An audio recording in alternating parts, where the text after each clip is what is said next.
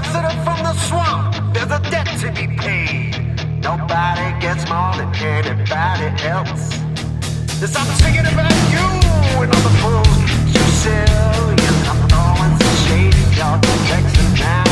She was a victim, you're a savior. A bad combination, the ecstasy and the risk. That girl is over your station. That's how you get to sleep at night. You talk yourself into anything. A dark storm bringer, dark holiday gone slinger. You talk yourself into anything.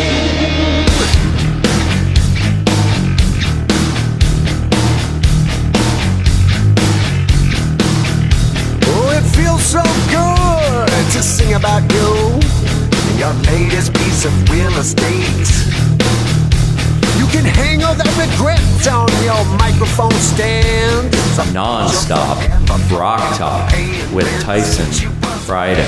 Welcome to Non-Stop Rock Talk. I am your host, Tyson Bryden. Today, I'm very happy to welcome back a man who needs no introduction from Damon Johnson and the Get Ready, Damon Johnson. Damon, how are you, man? I had to put that in there. I appreciate that introduction very much, Tyson. Thank you. I am so proud to be a member of Damon Johnson and the Get Ready. I love it, man. I love it. So it wasn't long ago that we spoke. I think it was last fall, maybe. I think the single had just dropped for Battle Lessons, and the album wasn't out yet. We were all waiting in anticipation. It's been out for some time. I guess we're still waiting on the vinyl, obviously, and you know all about that. Yeah. Listen, I think the vinyl, I wouldn't call it a nightmare, but it has definitely been a wacky labyrinth. I'm happy to report, Tyson, that I think that little chapter is about to come to an end. I'm fully hoping that we get an inventory literally in the next 10 days. And I got my fingers and toes crossed, but they're telling me we're looking good. So I was holding off. I was holding off to listen to it. I was like, I'm waiting for the vinyl, but obviously I had to be prepared to talk to you. So I was like, well, I'm going to have to listen to it. So. Oh, man. Well, thank you. Thank you for listening. And thanks for your patience with that vinyl. It's really good, though. Really impressive. I was like, shit, man, this is really good. Oh, listen, man, this record is legit. Everything about it's legit. You know, I'm grateful when people say nice things about it. I've put out other records or been a part of other bands where maybe I needed some of that reinforcement from other people. Yeah. Man, nobody's got to tell me that Battle Lessons is strong. The songs are great. The production is first class. I couldn't be more proud of the riffage, the guitar energy that really populates every song. Yeah. I've said it before, Tyson. I feel like Battle Lessons is like the record that 19-year-old me was dreaming of making one day. Like, man, if I could ever be a musician myself, or be an artist, I'd love to make a record like this, because I think I was really listening to a lot of the same music over the last couple of years that I was listening to as a kid. I still enjoy putting on records from that time period in my life as much now as I did then. So it was fun to just kind of release myself to be influenced by that stuff and not think about anything, man. Not worry about what somebody else thinks, or what radio's doing, or what the culture's doing, or what anybody wants. I just made the record I wanted to. Well, before we discuss some of the tracks, I gotta ask about the cover. It looks awesome, man. It pops. Like, those colors look really awesome. Oh, thanks, man. All credit to my very talented brother-in-law, Carl. He's an extremely talented artist, does a lot of graphic artwork, and he I remember one day I was sitting at home kind of killing some time, and I got a text message from him, and I went to his Instagram page, and his entire page was just art. There weren't. Really? He doesn't use. Yeah, he doesn't really use that as a place to put up pictures of his kids and his family. So I just started looking around, and there were multiple things that just jumped out at me.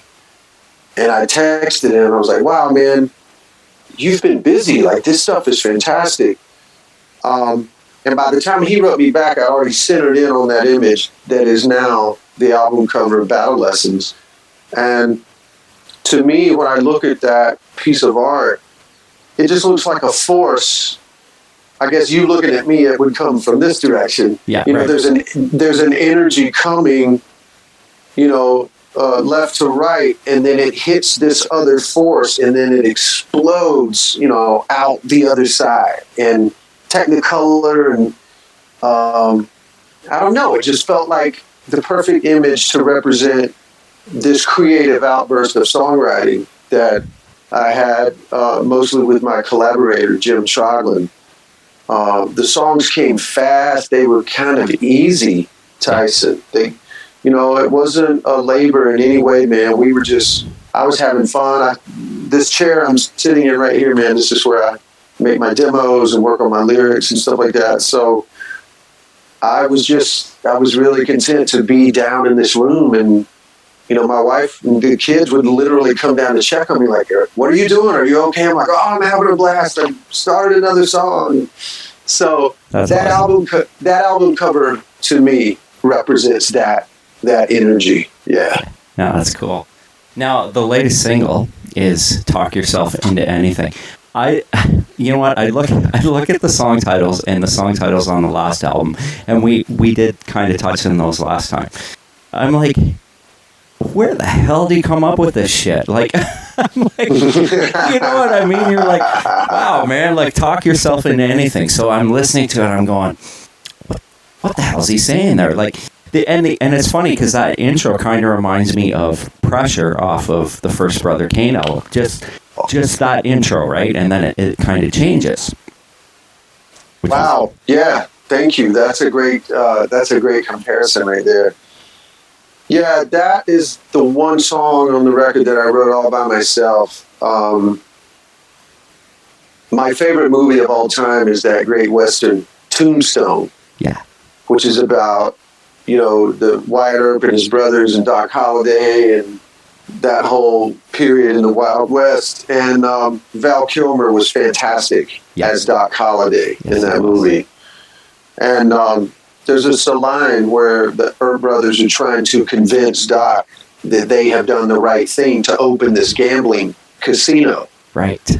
And Doc is shaking his head like, "I don't know, man. You guys are getting a little ahead of yourself." And Wyatt goes, "Well, it's not like anybody's putting a gun to their head to spend all that money."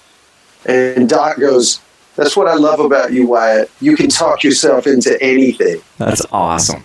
Yeah. Well, I had just watched that movie the night before with my son, and I don't know, man. It just all came together really fast. I think I was listening to Audio Slave or Rage Against the Machine. Brad Wilk is such a great drummer. He reminds me a lot of Phil Rudd from AC/DC. So I was kind of in that simplicity of that kind of a drum groove, and man, the whole song came together in 15 minutes.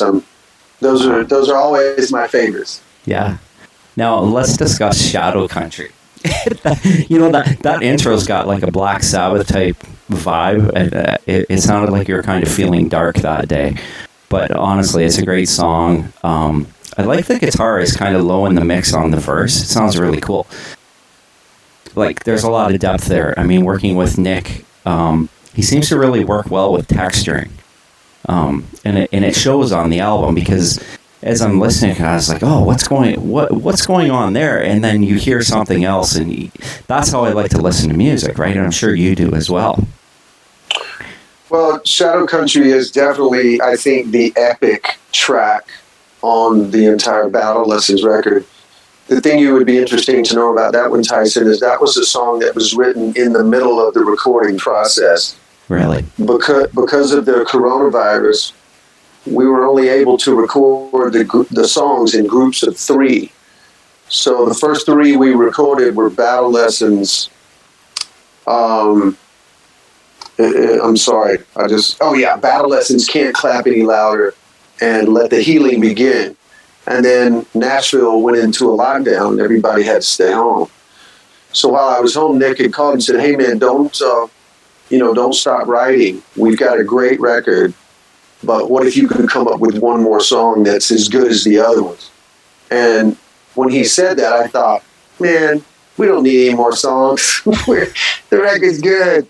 We're fine. And my buddy Jim had sent me a sheet with some random lyrics on it and a piece of music that kind of had that riff. To me, it sounds like Beer Drinkers and Hellraisers by ZZ Top. Yeah. And, so that anything that kind of has that sort of groove is going to get my attention. But again, man, I just stumbled on this creative burst, and I read a book last year called Shadow Country by Peter Matheson. It's also an epic, kind of 3 books into one. So, there's not like a chorus in that song that's got some catchy sing-along thing, but the character in the song and the things he's dealing with were absolutely influenced by that book. So I thought it was appropriate to name the song Shadow Country. I think the song really stands out. It's a really good tune. Really good. Like, it's a little bit different than everything else. It's a little, like I said, it's a little bit darker. That intro's kind of dark, but I really, really like that song. Well, it's got the big tempo shift too in the middle. That was another moment sitting here in this chair that I got super excited. Guitar part, right? It changes. Yeah, man, because it's really kind of clipping along at a fast pace, and then it just stops, and then I go into this chug that's almost like a Kim Thayil Soundgarden kind of thing, man, which I always love that as well.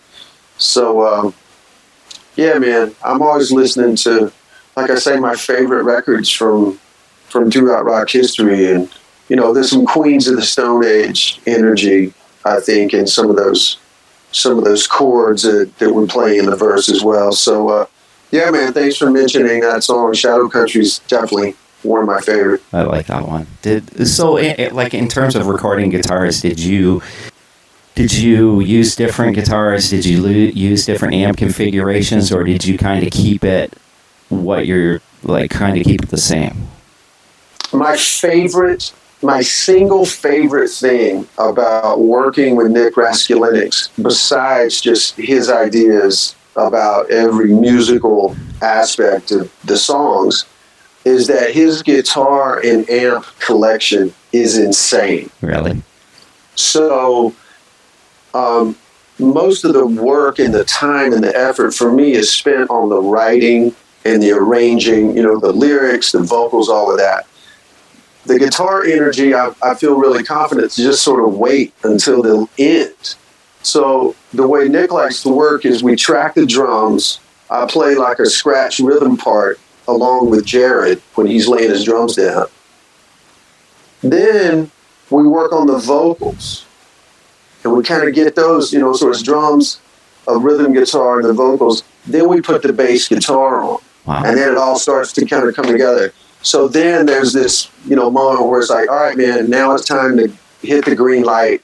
It's total guitar energy now. So he'll literally turn around in his chair, Tyson, and go, "Okay, man, what are you thinking on this song? What amp do you want to try today?" And I'll go, "Well, let's see. Let's plug in that Friedman, and I brought my Flying V, and let's run it through this pedal." And he'll just go get a box of pedals and just start turning knobs, and he'll hit record, man. He's not precious about, "Oh, well, if we have to change something, we won't be able to replicate the sound." It's like, it's not about that, man. It's just, let's capture a moment where everything sounds good. But yeah, lots of different amps, lots of different guitars on the whole record.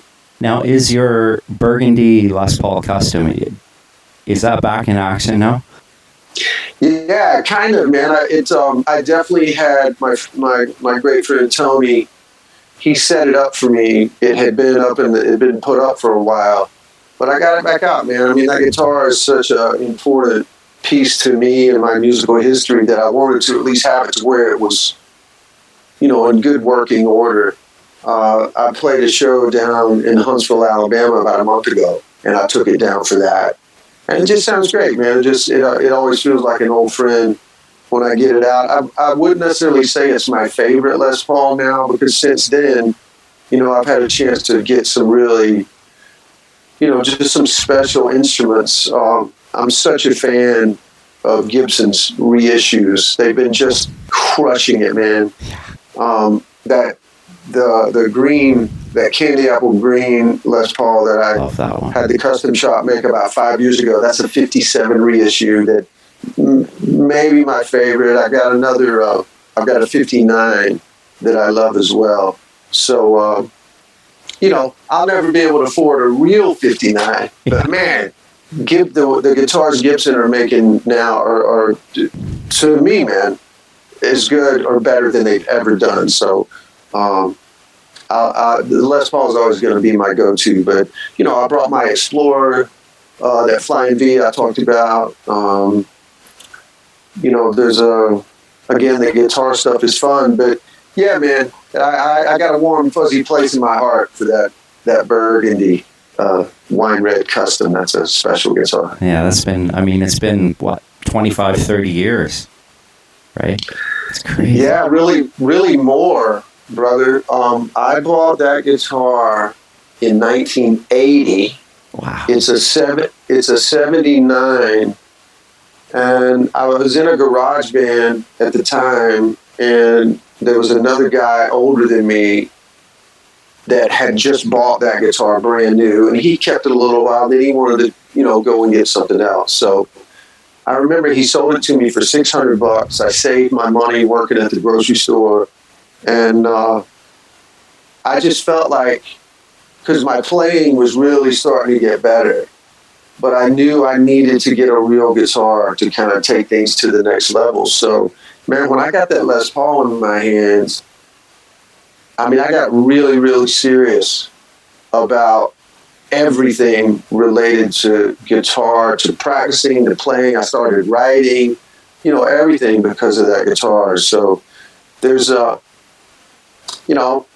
guess it was only fitting that was the one I had in my hand making that first Brother Kane record. Really, the first 2 records that guitar is on a lot. So, yeah, man, it's always fun when people ask about it. I love that guitar. I got I think it's a 57 reissue gold top. And the one that I had before that was a 97 Les Paul Standard Black, and it got stolen, and I replaced it with this gold top. And you're right. The guitars that they're building out of there, it beats the crap out of that 97. It's just the way it feels, the way it plays, the way it sounds. It is unbelievable. Good for you, man. I'm sorry that guitar got stolen. Yeah, it's one of the other just fantastic advantages for me living in Nashville now. It's just crazy to think that, I started Brother Kane in the early 90s, and we all lived in Birmingham. My manager was in Birmingham. We were kind of self-contained, and so that carried us through that, through the 90s over those 3 records. Well, then the next 20 years, man, I was all over the place, different bands and travel and, Alice Cooper, etc. And then now, all of a sudden, man, I'm back to my manager is here, all my band guys are here, my producer is here, and Gibson Guitars is here. It's like, man, there's nothing I need that's not literally 15 minutes, down the highway from my house. So it's that's amazing. I'm grateful for that, man. Yeah. Well, I'm thinking back to, and I'm going to segue into this, I'm thinking back to that first tour when Brother Kane came to Toronto and played at RPM, I believe it was, on the very first tour. And I believe Brother Kane did 2 cover songs. I think one was Jailbreak, and the other one was That Smell by Lynyrd Skynyrd. And we're going to segue into that because you've recently been playing with Skynyrd. Yeah, man. I'm still trying to kind of figure out why the universe would be so fantastic at this moment to kind of gift us that an incredible opportunity like that. But it does make a lot of sense. I guess Ricky Medlock and I have been friends now for 30 years. Again, going back to that first Brother Kane record, we did 2 dates with his band Blackfoot in Texas the summer that Got No Shame was just starting to make some noise at radio. And he came out and watched us play, and of course, I couldn't help but say to him what an influence he was, because I had every one of those Blackfoot records, and man, he could tell we were just solid rock musicians from the South, from Alabama. So he really took a shine to us, and we kept in touch. And then of course he started playing guitar in Lynyrd Skynyrd in the late '90s. So I feel like our relationship grew after that, because whenever he would come to town, he would call me, invite me to the show. He was just always asking what I was doing, wanted to hear what new record I had put out. He saw me play with Alice Cooper, et cetera, et cetera. So when the legend Gary Rosington had to go in and get a heart procedure done, I guess it's been about a month ago now. They had all these dates on the calendar, Tyson, and this is after being like everyone else, being sheltered at home, no shows, no activity, nothing for a year and a half. So he texted me one day and he said, "Hey man, have you got a minute for a phone call?" And I said, "Sure." So he called me and he quickly added Johnny Van Zant to the phone call, the three-way. So they let me know what was up, and as soon as they started talking about the dates, I looked at my calendar, and of course I had some things on my calendar that I was doing with the Get Ready, but I said, "Look guys, I'm so flattered that you would call me. Absolutely, let me get busy working on these," because there was going to be a rehearsal. I think it was 6 days later. Yeah. And, they'd asked me to work on Gary's parts and do everything I could to try and replicate his parts note for note, which is exactly what I would have wanted to do myself. Right. So yeah, man, we did 2 shows, and we got a couple more coming up next week. And I'm, that's part of my daily routine right now, as I revisit the recordings that I've got, and I'm, still trying to brush up on a lot of it. It's just a crazy dream, Tyson.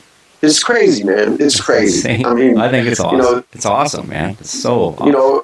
Again, for kids, growing up in the South in the 70s like me, man, I mean, Lynyrd Skynyrd was our Beatles, and that's not an exaggeration. That's a real thing, man. We dissected every record, every song, every guitar solo, and trying to figure out which one is Ed King and which one is Alan Collins and which one is Gary. So I'm so grateful. And, man, I'm working really hard. Like, I've got such respect for that legacy, of course. And the songs are iconic songs. So there's no messing around, man. I'm putting in the time and doing everything I can to give those songs the musicality that they certainly deserve. Well, I've never thought about it, but with 3 guitar players, how do you hear what's what? Like, there's probably not separated on either channel. Like, do they do that? I've never listened to it that closely. No, not really, man. I mean, again, it's just because I've been a fan for so many years. You got to remember, too, Brother Kane did a lot of shows supporting Lynyrd Skynyrd on that first tour. So, right. Getting to go out and watch the show every night. We would finish our set, get our gear off stage, get a little bit of food, and I would go straight to the soundboard and watch the show. That's awesome. So I began to really get a handle on, okay, so that's Gary that plays the solo in Simple Man, and then Alan Collins plays the solo in Needle in the Spoon, et cetera, et cetera. So I know that helped me a lot. Because, man, they didn't send me any music. They said, "Hey, we put a live record out 2 years ago, and there's a ton of stuff on YouTube." And I went, "Cool, I got it. Let me get busy."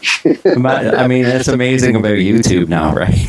Like, because when we were growing up, I mean, you had to put on the record, right?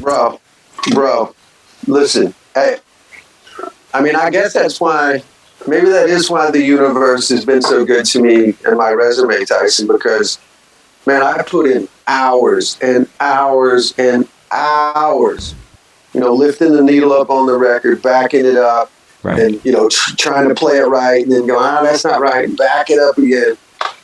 You know, there was just, I was obsessed with it, man, and there was no band I moved the needle on more than Lynyrd Skynyrd, you know. And because there's a beautiful simplicity to, especially the rhythm guitar chords. You know, I couldn't put on a Van Halen record and just sit down and start playing that stuff. It was way too complex in the beginning. Yeah. But you could figure out some of those Lynyrd Skynyrd songs, and that's what made it so much fun for me and my friends in high school to play those in our band. That's awesome. Well, I want to thank you for joining me once again. I know you've got to go off, and you've got another one. It sounds like you've got a busy day, so I appreciate it, man. It's always great to catch up. Tyson, it's my pleasure, man. Listen, my best to your family, and thank you for for all the kind words about Battle Lessons.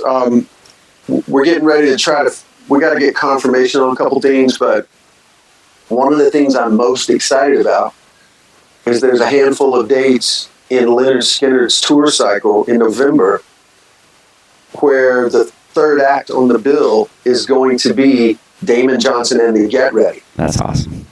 So credit to my manager, Kevin, and to their management for being open to the idea. And, so I'm really excited about that. So, yeah, man. And be on the lookout for that vinyl. It's coming soon. Perfect. Bro. That's awesome. That's awesome. Well, hopefully I'll see you in the future at a show, whatever. But all the best. Yeah, man. For sure, man. Love to get up to Canada. Hopefully sooner rather than later. And hopefully. You guys stay healthy up there, man. Okay, man. Well, have a good one. I'll talk to you soon. All right, brother. You Peace too. out. Thank you. Take care. Bye. Bye.